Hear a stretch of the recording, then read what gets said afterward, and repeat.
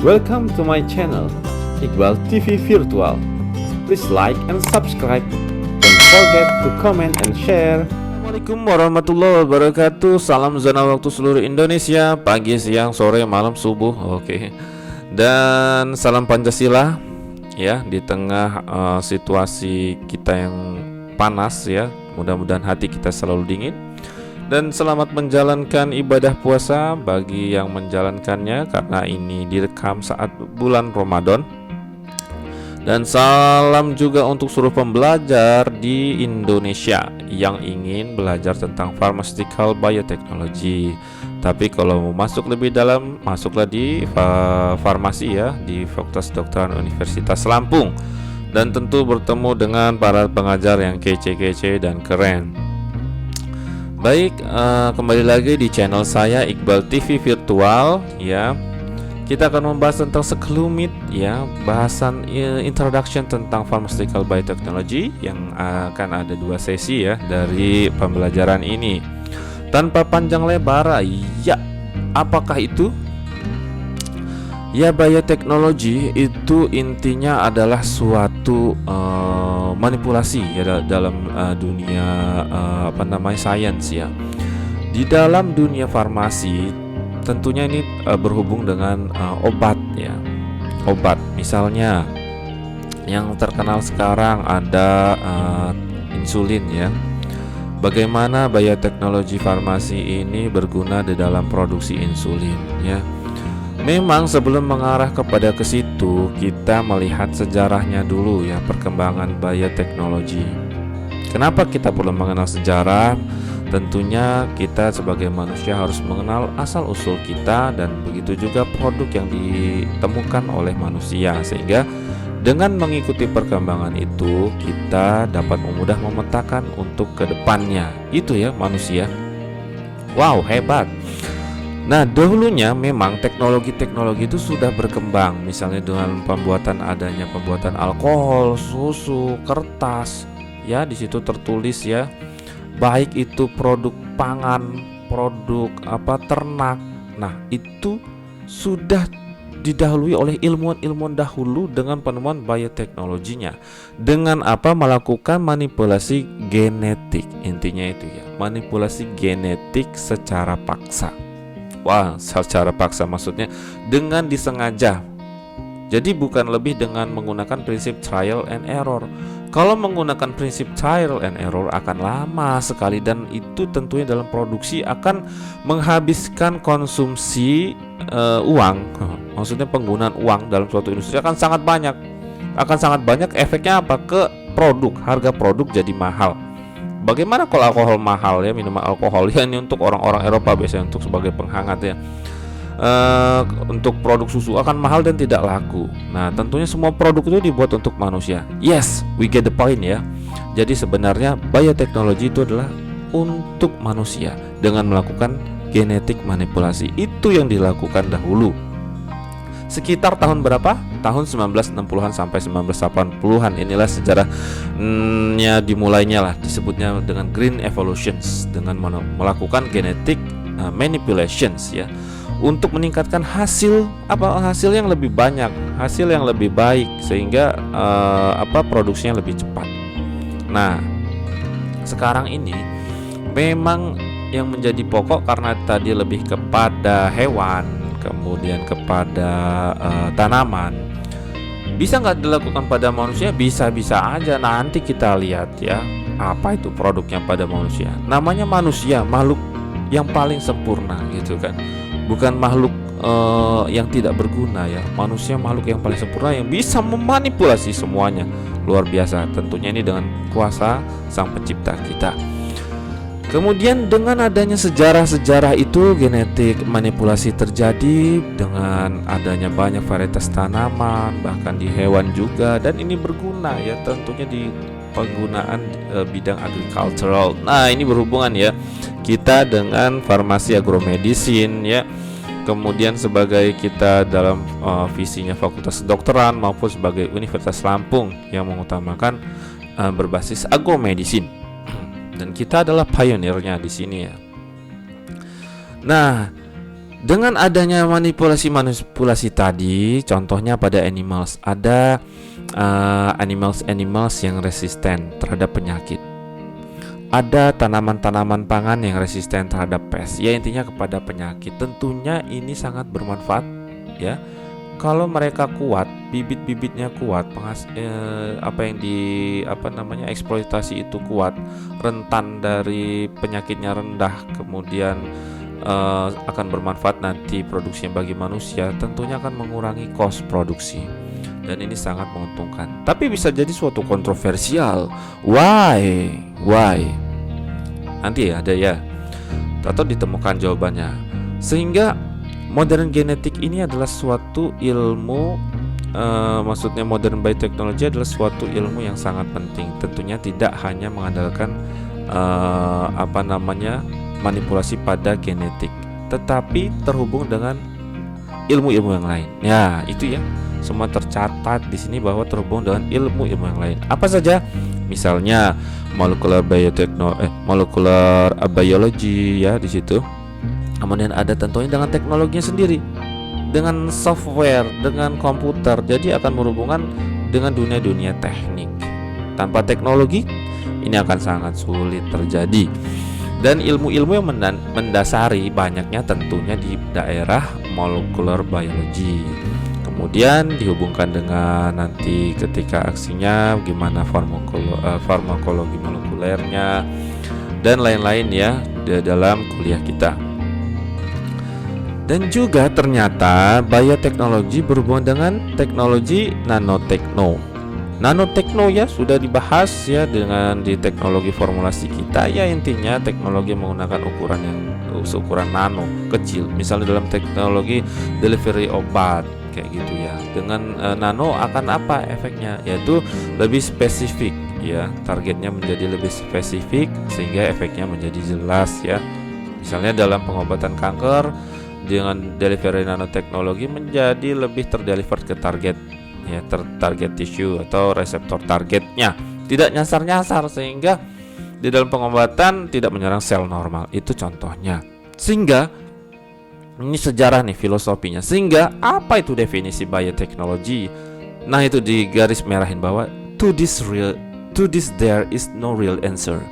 Jadi tidak ada jawaban pasti apa definisi bioteknologi. Yang dahulu dikenal dengan manipulasi genetik menggunakan mikroorganisme, itu sudah dikenal bioteknologi.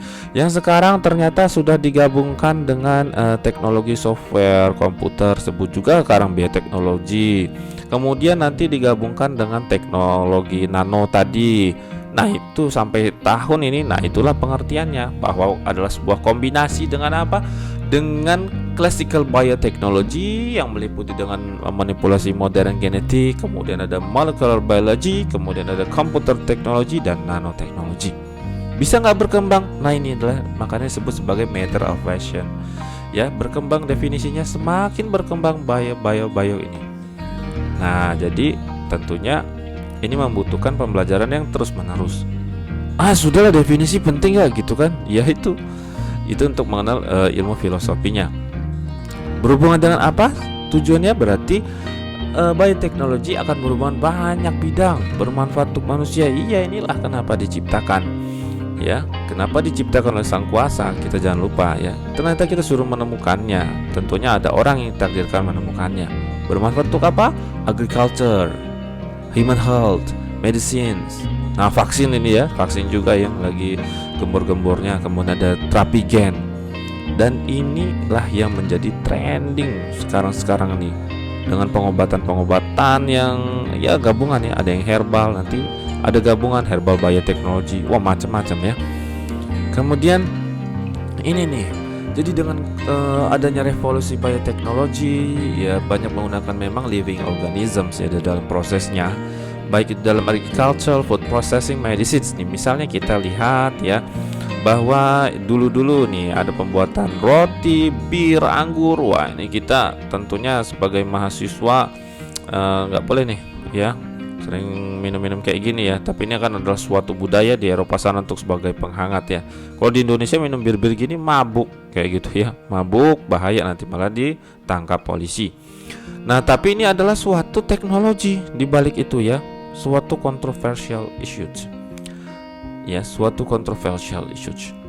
Dengan ditemukannya bioteknologi ini tadi bisa mereduce cost. Tentunya nanti akan berdampak ke bisnis yang lain ya, mengurangi omset bisnis yang lain. Di sini ada jagung nih, ya varietasnya ternyata lebih unggul, warna jadi beda ya, jadi biru, kemudian kop atau tongkolnya jadi lebih besar ya, ini namanya tongkolnya lebih besar. Dengan ada manipulasi genetik, dan inilah perbedaan antara yang dulu sama yang sekarang ya. Ya kalau yang dulu lebih kepada living organism saja, tapi belum didalami nih, gennya belum didalami. Tapi ini sudah ada yang sekarang manipulasi dari genetiknya. Ya, dari tadi kita ngomong tentang genetik. Tentunya dalam biologi molekuler kalian dan kita semua telah mengenal apa itu DNA, RNA ya. Kalau singkatannya ya kan, DNA itu deoksiribonukleat asid ya. Ya, duanya ini merupakan asam nukleat. Nah, gini. Jadi memang secara genetik tanaman-tanaman itu kan termodify itu dengan adanya gen yang terinsert dari organisme tertentu, kemudian untuk melindungi tanaman dari serangan serangga tadi itu kan. Jadi menjadi tanaman yang resisten terhadap serangga, sehingga meningkatkan hasil ya, the crop yield tuh. Kemudian efeknya apa? Controversial issues-nya itu decreasing the amount of the insecticides used. Jadi insecticides, jadi ini ya, bisnis insektisida jadi menurun. Nah, ini kan jadi suatu kontroversial. Dengan misalnya suatu kemajuan teknologi HP tanpa kuota, tanpa beli ini. Ada seorang penemunya waktu itu ya, dengan menggunakan elektromagnet misalnya udah bisa, kan akan menjadi suatu dilema dalam bisnis ya, meningkatkan manfaat untuk manusia tapi menurunkan omset bisnis yang lain. Nah, ini adalah issues-nya ya. Nah, kemudian dalam pengobatan ternyata juga ya di situ medicines di garis merah bahwa menjadi spesifik dengan adanya bioteknologi ya, jadi menjadi lebih kompatibel dengan fisiologis tubuh kita. Contohnya adalah pembuatan insulin yang sekarang itu sudah bertransformasi. Kalau tidak ada teknologi perkembangan dalam bioteknologi, pembuatan insulin lebih banyak menggunakan insulin dari babi ya. Tentunya ini kan kasihan, babi-babi banyak dipotong ya, mati ya kan, babi-babi pengen hidup juga ya, meskipun nggak digunakan juga untuk dimakan ya misalnya. Nah, sehingga dengan menggunakan insulin yang lebih fisiologis ya, tidak menggunakan dari babi lagi, dan ini akan lebih cocok di manusia gitu. Nah, memang untuk memahami itu kita tadi itu tidak terlepas harus memahami apa itu DNA, RNA ya. Ya, ini gambaran singkat ya, tentunya sudah kalian pelajari di dalam biologi molekuler bahwa di sini ya DNA dan RNA. Kalau DNA itu dia ada double strand ya, antiparalel. Nanti kita akan lihat lagi di slide selanjutnya. Kalau RNA lebih ke single strand. Yang membedakan memang lebih kepada gulanya. Di sini deoksiribos, kemudian RNA adalah ribos ya. Bedanya di sini ada hidroksil, di sini nggak ada hidroksil. Nah, sehingga menjadi deoksi. Nah, gulanya adalah seperti pentosa atau ribos yang digunakan di sini. Sedangkan DNA ini briefing ya, cuman mengingatkan. Sedangkan DNA ya, DNA maupun RNA itu mempunyai basa. Nah, basa-basanya itu apa aja? Yaitu timin, sitosin, guanin, adenin. Pada RNA tidak ada timin, transfernya adalah urasil ya. Dan DNA ini atau RNA ini basa-basanya harus saling berpasangan. Dan disitulah pesan dari yin yang ya, ternyata saling berpasangan ya di mana-mana gitu ya. Baik, tadi itu ada sejarah insulin tadi ya. Dan di sini yang kita perlu tahu, kan kalian boleh baca, perkembangan insulin juga tak terlepas dari peran apoteker ya. Di situ ada ceritanya. Jadi ada seorang ilmuwan ya, seorang ahli doktor bidang biomed, postdoktoral juga. Sejarahnya dia bertemu dengan seorang apoteker ya. Kemudian apotekernya itu seorang kolonel kayak gitu ya. di sebuah pabrik farmasi, dia melihat nih seorang dokter itu kan, wow, banyak babi-babi dipotong. Ini zaman belum terketemukannya pengembangan insulin ya, supaya di spread dari suatu bakteri ya. Kemudian ini kan tentunya mengundang namanya ilmuwan, mengundang tanya gitu, kasian juga nih ya babi-babi. Sementara itu dipersingkat ya kondisinya, bahwa ada ilmuwan lagi yang dia adalah sarjana kimia, yang ternyata dia lulusnya kerja di semacam perkantoran atau bank, malah nyasar, lama-lama dia menjadi bisnismen, kemudian malah dia dipecat karena dia tertarik dalam pengembangan dunia DNA rekombinan atau semacam bioteknologi ini di zamannya. Lalu malah dia dipecat, kemudian jadi pengangguran. Bertemulah tadi dia dengan dokter tadi kayak gitu, sehingga dia mengadakan konsolidasi, gimana sih, ayo kita bangun sebuah perusahaan gitu kan, dengan mencari investor untuk mengembangkan bioteknologi. Akhirnya diciptakanlah produk pertama mereka, somatostatin ya, saya lupa. Kemudian berkembang lagi, akhirnya terjadi perkembangan ke insulin ya. Mereka berhasil di insulin ini, pengembangannya tentunya banyak perjuangan ya mereka ya, karena proteinnya terdiri dari rantai asam amino yang lebih panjang. Nah, dari situlah cerita ya. Jadi semua ilmuwan bersatu di situ ya, dari kimia, dari biologi, dari apotekernya bersatu untuk mengembangkan. Tapi itu mereka adalah pendirinya. Nah, di situ pentingnya ternyata bermanfaat untuk manusia ya.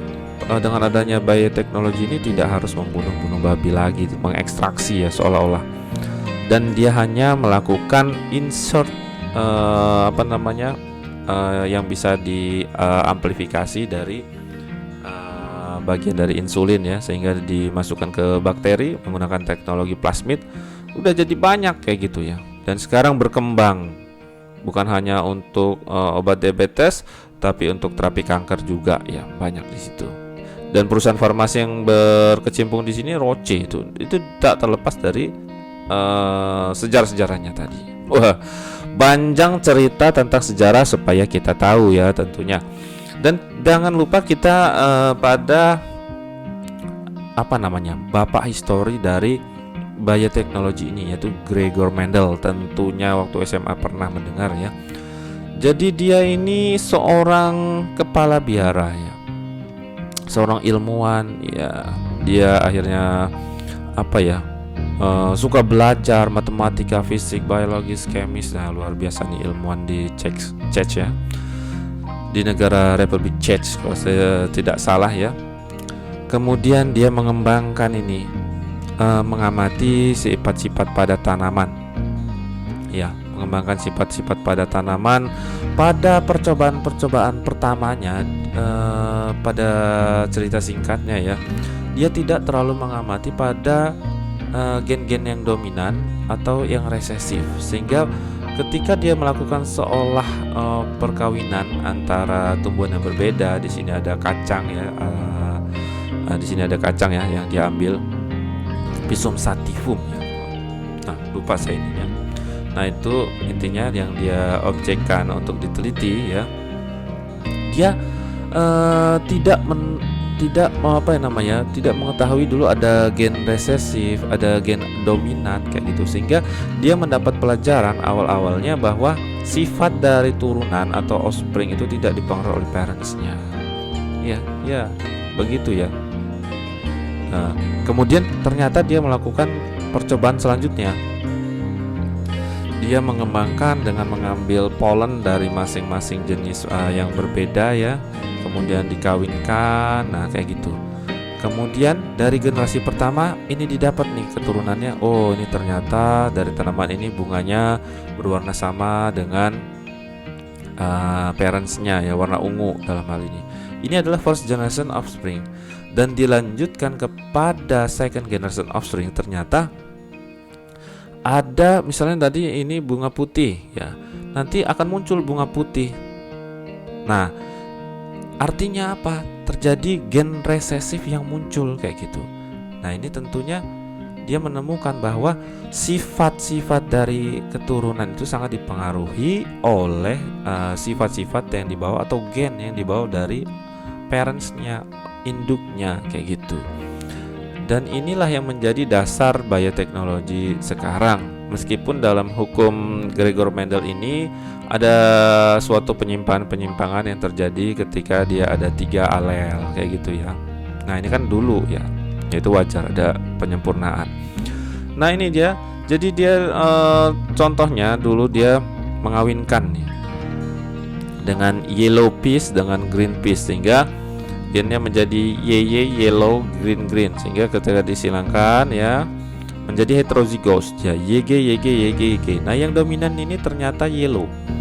Nah sebenarnya 3/4 ini yellow. Nah yang satu ini 1/4-nya yaitu green allele, tapi tidak muncul, sehingga gen dominannya akan menutupi gen resesifnya.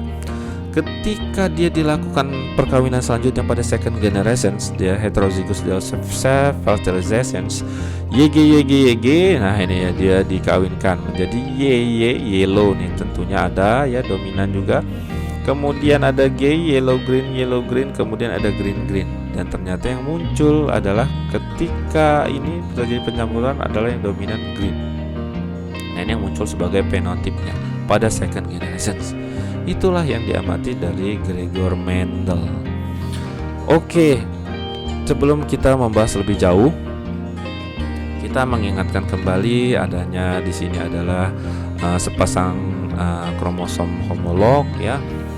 Ada bagiannya ya. Di sini alel, yaitu bentuk lain dari gen.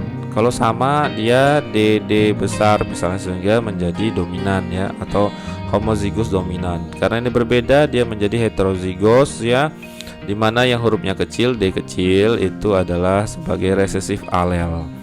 Ini adalah bagian dari kromosom ya, sudah tidak menjadi asing lagi, adalah sentromer. Kemudian ada locus, gen locus ya, tempat beradanya gen ya. Kemudian ini ada kodominan ya. Ini sepasang alel ya yang terekspresi bersamaan. Nah ini yang juga kodominan ini memungkinkan terjadinya penyimpangan Mendel, tapi itu tidak penting ya di sini ya. Ini adalah menceritakan apa itu kromosom, apa itu alel, dan apa itu genotype, phenotype, mengulang ya. Jadi genotype adalah suatu combinations of allele, ini suatu combinations of allele. Dengan adanya kombinasi alel yang dibawa oleh suatu organisme, kemudian terekspresikan alel-alel itu ya menjadi suatu tampilan luar, itu disebut sebagai fenotip. Nah, kemudian tadi ada DNA, ada RNA, mereka adalah bentuk dari asam nukleat ya, yang terdiri dari satunya DNA, gula. Nah ini ada gulanya, deoksiribosa, tidak ada hidroksil di sini ya, sehingga disebut deoksi. Kemudian ada basa, guanin nih misalnya, ini kemudian terhubung dengan fosfat, yang ungu ini fosfat, sehingga di antara gula-gula ini terhubung dengan ikatan fosfodiester linkage ya, ini ya, yang kuning-kuning ini gulanya ya, suatu deoksiribosa terhubung dengan ikatan fosfodiester linkage. Terikat di mana nih? Sini pada ujung 3 nih ya, fosfat sama ujung 5-nya di sini ya. 3 hidroksil atau 5 fosfat. Nah, di situ. Inilah ikatan yang terjadi. Jadi tidak mungkin semua itu bersatu tanpa suatu ikatan. Begitu ya. Kemudian memang DNA itu ciri khasnya mempunyai 2 strands antiparalel ya. Nah, 2 strands antiparalel, ini ujung 5, ujung 3. Ini ujung 3 lebih ke hidroksil, ujung 5 ke ujung fosfat ini ya. Ujung 5 nih ke ujung fosfat, ujung 3-nya ke ujung hidroksil. Nah, sehingga dia akan saling berpasangan dari basanya, yaitu ini guanin berpasangan dengan sitosin GC ya, guanin sitosin. Kemudian adenin berpasangan dengan timin AT. Kalau di RNA dia apa? Urasil, tadi adenin urasil. Ikatan kimia yang terjadi ya, ini kita ada belajar nih, ada ikatan hidrogen ya, di sini banyak yang terjadi. Nah, ini yang menyebabkan berpasangan. Jadi bukan hanya pada obat ya, jadi basa aja ada ikatannya sama ya, ikatan yang mendasari kehidupan ini gitu. Nah ini tadi ya, kalau RNA adalah single strand, sama strukturnya, mereka disebut sebagai nukleotid. Ini ada ribosa, gulanya, basanya, kemudian ikatan fosfodiester yang menghubungkannya. Nah ini sebagai suatu nukleotid yang panjang. Kalau DNA tadi berpasangan tadi ya, kalau ini single strand. Kemudian mengingatkan kepada suatu proses dari sintesis protein ya, yaitu adanya mulai dari DNA ya, kemudian ada sense-nya, bagian antisense-nya di sini ya. Ini TA.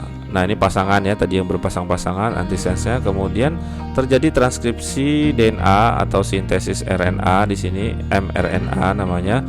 Yang tentunya di mRNA ini nggak ada T, jadi U. Nah cetakannya menjadi ini ya, ditranskripsi, kemudian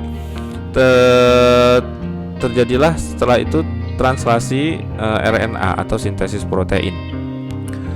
Nah ini masing-masing dari ini bahasanya A, U, G. Nah tiga ini sebut initiation codon yang akan mengcoding suatu asam amino. Ketika asam amino ini bergabung menjadi menjadi protein ya. Jadi protein tersusun dari beberapa asam amino. Nah mengingatkan lagi struktur protein itu, nih ada asam amino yang terjadi hidrolisis, kemudian menjadi ikatan peptida CN.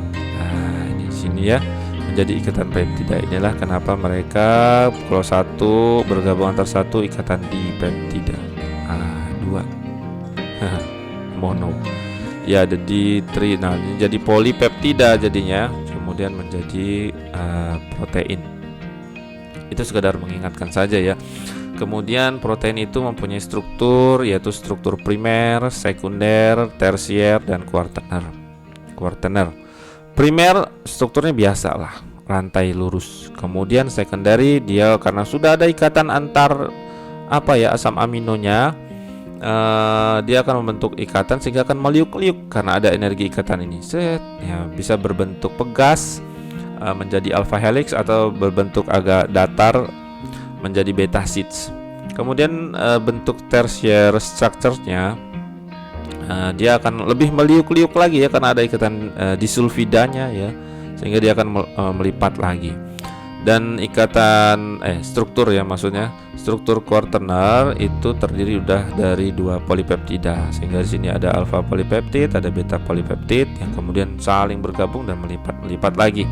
Nah inilah yang dipelajari dan akan berhubungan dengan juga molecular docking ya, karena di molecular docking dipelajari tentang hubungan interaksi antara obat ya dengan suatu reseptor. Yang reseptor itu biasanya adalah protein itu sendiri yang menjadi target. Lalu sekilas juga kita di mana sih itu posisinya DNA gitu kan? Karena ini adalah sebuah sel ya. Sebuah sel itu mengandung nukleus. Nah, disinilah ada kromosom. Saat kromosom ditarik keluar, ternyata DNA inilah yang mengisi kromosom ini. Dari nukleotid ini ya. Kemudian ada basa yang saling berpasangan tadi. Kemudian berarti kalau ditarik ini kayak gini gampangnya. Nah, kromosomnya ya intinya DNA. Nah, sehingga bagian di sini adalah untaian DNA. Nah, ini disebut dengan gen A. Kemudian ada untaian DNA potong lagi, gen B. Nah, ini yang menjadi informasi genetik yang mempresentasikan makhluk hidup. Ini adalah kaitan antara kromosom, DNA, dan gen ya. Ini adalah bentuk lainnya ya. Jadi sama kayak tadi dari sebuah sel ya. Jadi mereka terletak di nukleus ya, atau inti sel. Jadi mereka juga terdiri dari nukleotid. Nah, nukleotid tadi tersusun dari apa? Basa, kemudian ikatan fosfat tadi ya, sama gulanya yang saling berikatan ya. DNA kemudian membentuk gen ya, kemudian gen ini akan membentuk kromosom. Nah, inilah coding kehidupan kita. Ya, disinilah kita harus bersyukur kita mengikuti orang tua kita. Gen-gen yang baik kita program dengan doa yang baik ya, bisa berubah katanya penelitiannya. Ya, penelitian dari Jepang itu ya. benar gak ya, dengan doa gitu ya. Jadi gen-gen yang jelek kalau bisa kita redam. Itulah kenapa di dalam agama ya kita harus berpikiran yang baik dan berperilaku baik supaya gen-gen yang baik itu terekspresi gitu ya. Jangan ini penelitiannya memang masih belum terlalu ini, tapi katanya ya bisa kayak gitu. Bisa aja ya, namanya manipulasi itu bisa teknologi manipulasi yang tak terlihat juga bisa ya. Kemudian suatu ilmu tentang packaging dari asam nukleat. Tentunya ketika berbicara tentang bakteri terdiri dari banyak ribu gen, yang dimana tiap gennya mengandung 1000 nukleotid panjangnya. Nah, dalam bentuk single DNA double helix ini gen ini tentunya 1000 kali lipat untuk masuk ke dalam sel bakteri, sehingga harus terkondensasi menjadi bentuk lebih kecil dan harus mengalami supercoil namanya untuk menjadi padat. Nah, pembentukan supercoiling itu diinduksi oleh enzim DNA girase sehingga akan twister namanya, memutar DNA menjadi in a left handed ya, sehingga menjadi bahasa nukleotid yang menjadi lebih pendek 200 di one supercoil. Nah, kemudian yang bagian tidak diperlukan tadi dipotong ya dengan topoisomerase 1. Dan supercoil DNA itu membentuk sebuah loop kemudian terhubung dalam protein scaffold. Nanti ada gambarnya. Nah, bedanya dengan human dan manusia, jadi DNA ini untuk di packaging lebih kecil lagi beda ya mekanismenya. Karena gini, eukaryote DNA itu dikelilingi oleh protein yang disebut dengan histon. Nah, histon tuh dia tuh mempunyai muatan positif, kemudian dinetralkan dengan fosfat ya yang ada di struktur itu. Kemudian DNA plus histon, nah itu disebut sebagai kromatin. Nah, setiap bentukan itu disebut nukleosom. Nukleosom terdiri dari 200 pasang DNA dan 9 histon. Nah, ini ada 2H2A histon-histonnya ini. Nah, ini untuk penjelasan aja ini ya. Jadi region DNA yang diekspresi, histon itu akan hilang. Tapi kalau DNA yang tidak terekspresi, histon itu masih ada untuk menjaganya. Itu yang disebut dengan heterokromatin. Kromatin yang tidak terkondensasi, maksudnya kromatin itu panjang gitu kan, panjang, dan dia harus masuk ke dalam nukleus dari eukaryote DNA genom. Untuk itu dia membentukkan suatu coil lagi, menjadi bentuk helical structure menjadi 30 nanometer fiber. Nah, ini akan yang terkonversi menjadi 6 nucleosomes per turn, 6 nucleosomes per lipatan-lipatan. Nah, kemudian akan menggandeng suatu protein. Di sini ada suatu MAR protein di regionnya matrix attachment region. Berapa pasang basa ada di situ ikatannya, yaitu 200 sampai 1000 pasang basa panjangnya, dan sebagian besar 70% AT. Nah, ini gambarnya ya tadi prokariot. Jadi DNA-nya dipadatkan, kalau nggak dipadatkan nggak muat, menjadi supercoil yang terhubung dalam scaffold di sini ya, sehingga bisa masuk ke nukleus. Beda dengan eukaryot tadi ya, dia mengalami supercoil, tapi supercoilnya berbeda karena DNA-nya terhubung dengan histon nih. Nih histon-histonnya ada 9 ya, 9 macam. Kemudian dia membentuk kromatin. Kromatin inilah nanti yang akan berlipat-lipat lagi ya menjadi nukleosom yang 6 per helix twist. Dia diputer-puter, dipadetin sehingga menjadi ini nih 30 nanometer ya fiber. Menjadi lebih kecil, dia meliuk-liuk lagi ya supaya terkondens, kemudian dia melekat ke suatu protein. Nah, itu adalah packaging dari asam nukleat. Jadi maha besar pencipta kita ya, dengan mengatur sedemikian canggihnya ya, bahwa DNA itu harus dipadatkan mengalami supercoiling tadi. Bedanya antara prokariot dan eukaryot tadi sudah dijelaskan ya, bagaimana di prokariot tidak ada histon. Kemudian di wrapping dalam suatu bentuk nukleosom, yang kemudian nukleosom itu berubah menjadi bentuk kromatin, dan kromatin itu dia menjadi seperti cacing ya, kemudian menyentuh suatu protein yang menjadi scaffoldnya atau landasannya, supaya kemudian nanti masuk ke nukleus. Wow, demikianlah cerita kita tentang pendahuluan bioteknologi versi 1 ya, sesi 1 ini. Dan kita akan berlanjut kepada sesi kedua. Mudah-mudahan tetap semangat Wassalamualaikum warahmatullahi wabarakatuh.